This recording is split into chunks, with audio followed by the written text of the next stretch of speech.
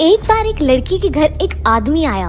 लड़की ने दरवाजा खोला तो आदमी ने पूछा कि एक गिलास पानी मिलेगा। लड़की ने कहा हाँ जरूर, आओ बैठो।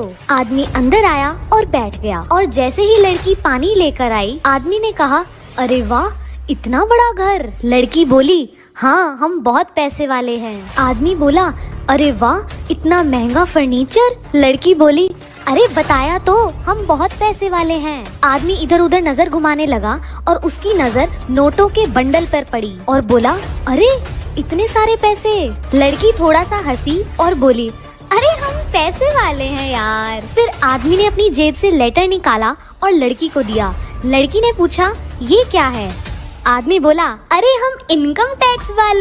एक वकील ने अपने घर के आगे एक पोस्टर लगाया, जो कोई मुझे कोई अलग बात बताएगा उसको मैं 10,000 रूपए दूंगा और उस बात का मुझे पता हुआ तो 5,000 रूपए लूंगा। बहुत सारे लोगों ने कोशिश की, लोग उसको कोई भी बात बताते वो उनकी बात सुनकर कहता ये बात तो मुझे पता थी और उनसे 5,000 रूपए ले लेता। बहुत दिन ऐसे ही चलता रहा, वो बात सुनता और कह देता मुझे ये बात पता थी, निकालो पैसे। फिर एक दिन वहाँ एक लड़का आया और उसने कहा कि मैं आपको एक ऐसी बात बताऊंगा जो आपको नहीं पता। वकील कहता है बताओ। लड़का कहता है आपके पापा ने मरने से पहले मेरे पापा से 50,000 रूपए लिए थे और अभी तक नहीं चुकाए, क्या आपको ये बात पता है? वकील ये सुनकर परेशान हो गया और सोचने लगा हाँ भर दूं कि मुझे पता है तो 50,000 रूपए देने पड़ेंगे और ना करूँगा तो 10,000 रूपए देने पड़ेंगे।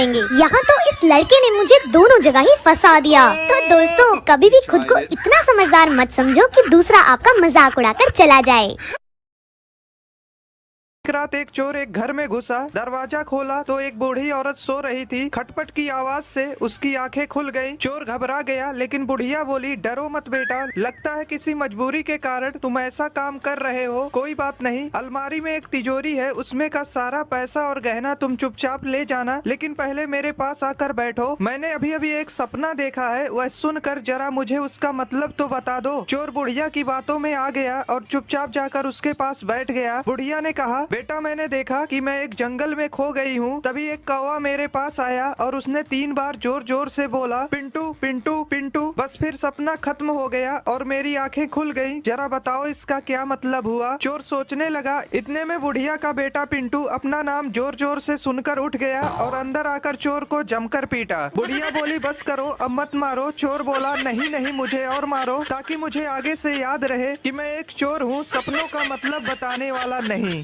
एक पिता अपनी बेटी के लिए लड़का देखने गया। उन्होंने लड़के के पिता से पूछा छोरो काई करे है? लड़के के पिता ने कहा सीए है। उन्होंने पूछा छोरा की बहन काई करे है? पिता ने कहा वाह भी सीए है। उन्होंने फिर पूछा छोरा की माँ काई करे है? पिता ने कहा वाह भी सीए है। उन्होंने फिर पूछा अरे वाह, सब सीए है, मतलब आप भी सीए ही होगा? लड़के का पिता ना ना, मैं तो घाघरा ब्लाउज कटिंग करूं, ये सब लोग सीए हैं।